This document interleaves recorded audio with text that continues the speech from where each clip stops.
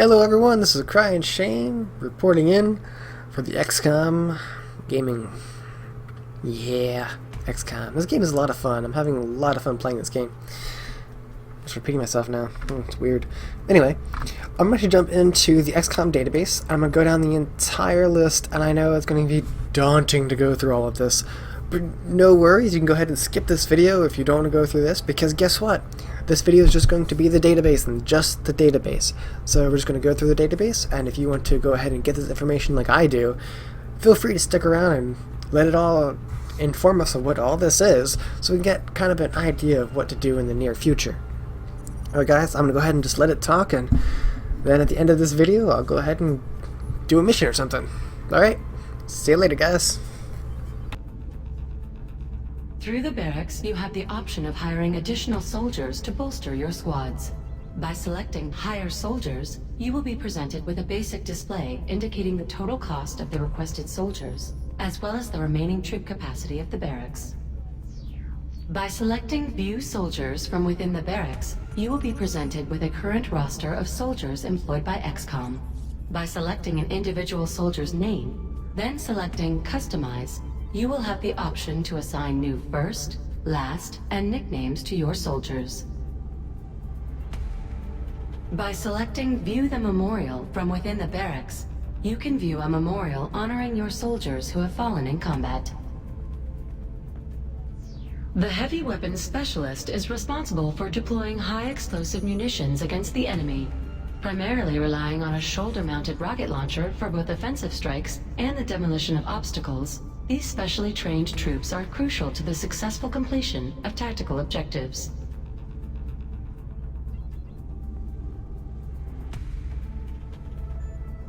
The Heavy Weapon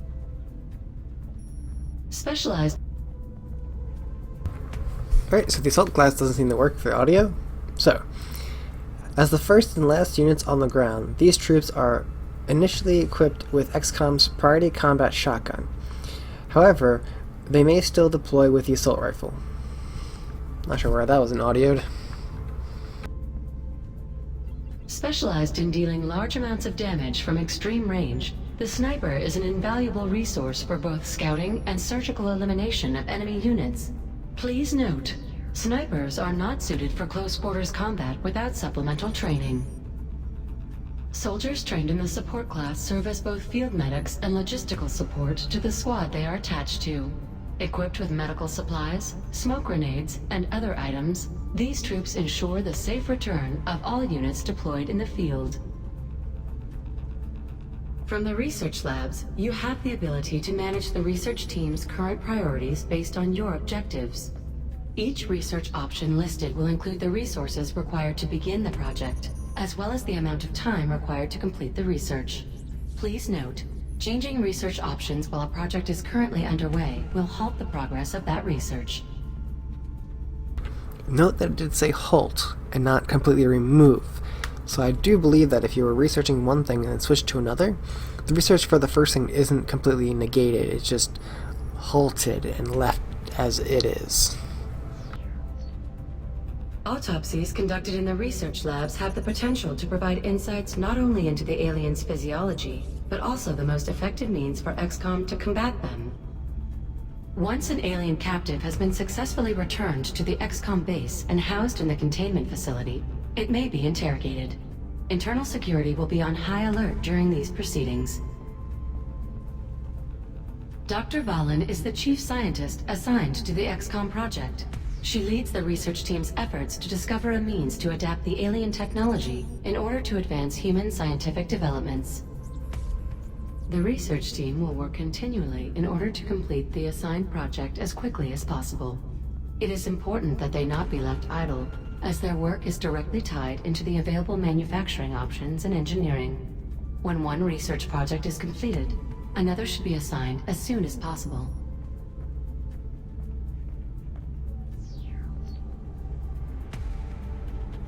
As additional scientists are recruited or awarded to the XCOM project by the Council, their contributions will increase the speed of research and development in the research labs.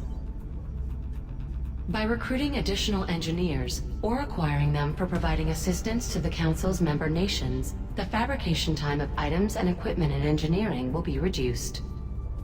Maintaining an adequate number of troops is crucial to XCOM's ability to respond to the alien threat. If soldiers are lost in combat, new recruits can be hired in the barracks.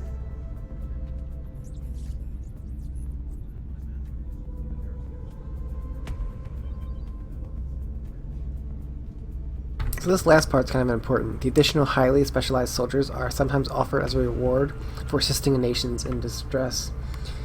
So sometimes you'll get actually rewards for assisting nations that are being attacked with a new unit. The Council is comprised of 16 member nations. If one or more nations withdraw from the Council's faith in the XCOM project will decrease. Should 8 or more nations withdraw, the XCOM project will be shut down. Current panic levels are monitored through the displays housed in the Situation Room. If panic reaches maximum levels, the nation indicated may withdraw from the Council, and further funding from that nation will cease. Panic can be reduced through successful field operations in the nation in question.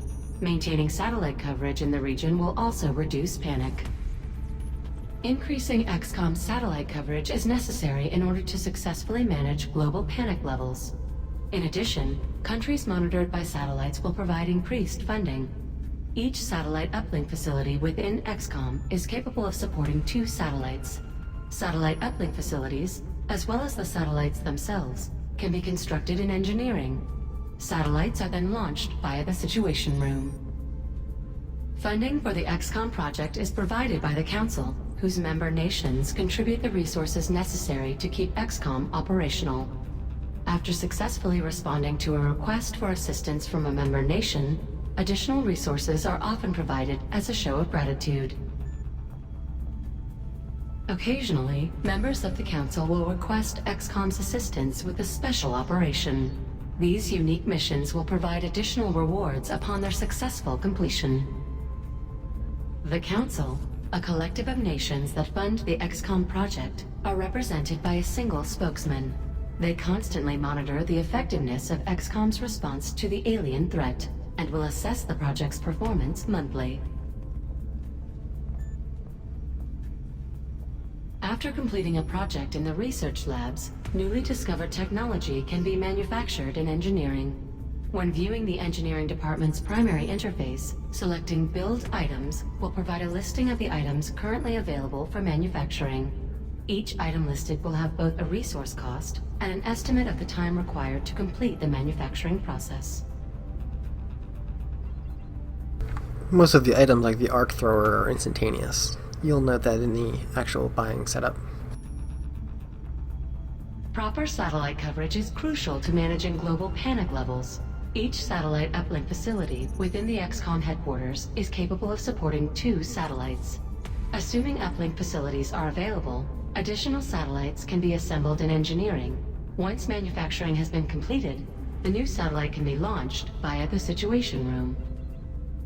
By selecting Build Facilities, a listing of the new facilities available for construction will be provided, along with the associated resource costs and the time required for construction. Dr. Raymond Shen is the chief engineer of the XCOM project. Dr. Shen has proven to be an invaluable asset with his decades of experience. The XCOM project is lucky to have such a brilliant, dedicated, world-renowned, award-winning engineer at its disposal. Please note, this artificial intelligence was created by Dr. Shen. That's pretty funny, actually. That it says this artificial intelligence was created by Dr. Shen. It's like the XCOM project is lucky to have such a brilliant, dedicated, world-renowned, award-winning engineer at its disposal. Dr. Shen. The XCOM project's headquarters are currently situated deep underground. After building multiple facilities, it will become necessary to excavate further. Please note, as excavations reach deeper beneath the base, the cost of these expansions will increase accordingly. Certain facilities provide additional benefits when placed adjacent to facilities of the same type. An adjacent workshop provides rebates on cash, Illyrium, and alloys when items are completed. An adjacent laboratory will yield 10% faster research times. Still doesn't explain if the two that are adjacent to each other each get the bonus or not. I might have to look that up before going to the next video. Additional interceptors may be purchased through the hangar's primary interface. In addition, the hangar allows you to make repairs and install and upgrade weapon systems. From within the hangar, selecting View Ship List will provide a report on all aircraft currently available to XCom. Interceptors will be listed according to the nation from which they deploy. When highlighting an interceptor and selecting Details, you'll be given a readout on the selected ship's current weapons. Selecting Edit Loadout will allow you to modify the currently equipped weapons. Additional interceptors may be ordered from within the ship list. From the ship list, highlight an empty slot within one of the listed nations and select Order Interceptors. From this screen, you will see the current hiring cost as well as the current hangar capacity. Now, it does say that it says listed continents here, but she keeps saying that it's listed countries. Just a heads up. I'm pretty sure it's continents, though. Once constructed by engineering, advanced aircraft weapon systems can be installed within the hangar. When viewing the ship list and highlighting an available interceptor, selecting Details will bring up a report specific.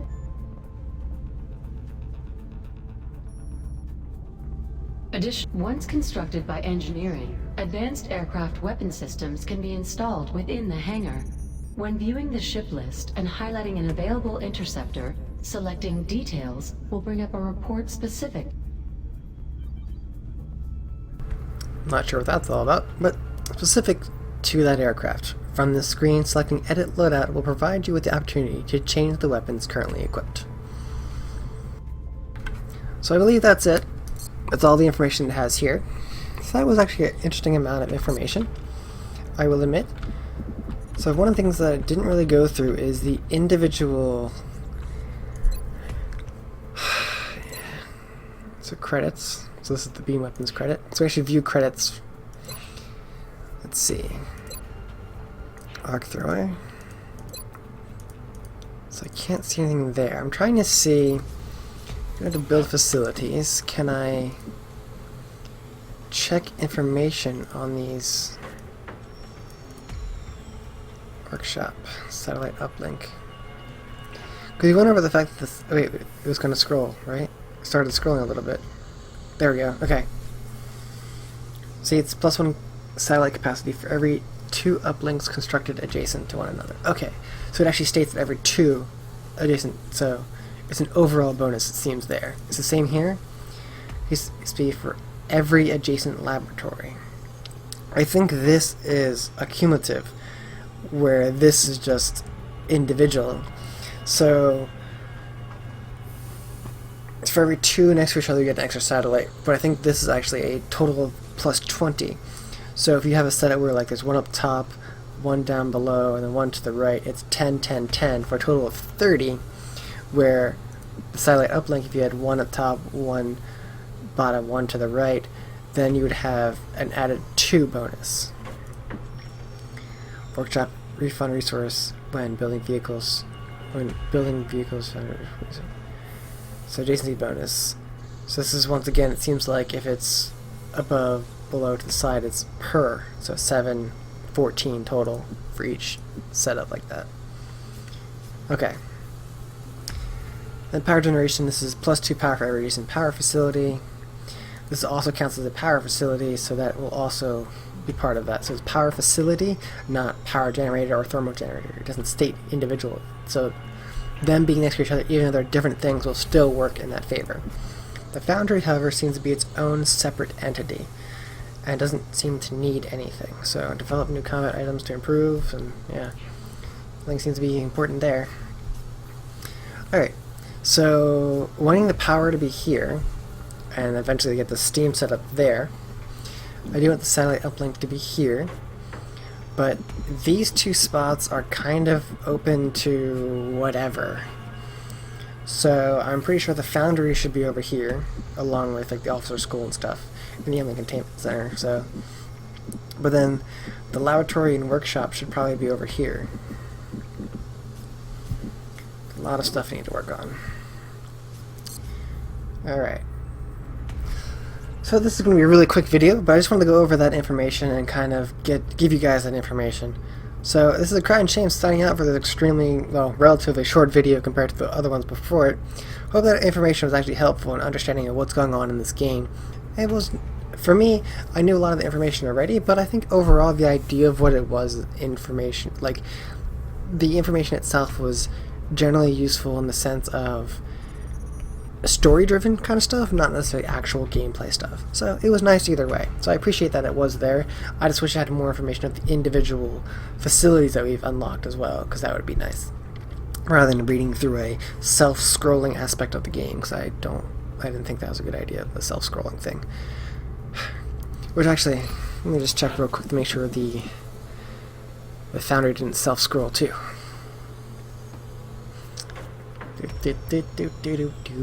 Nope, no self-scrolling. Alright. So it looks like it's standalone.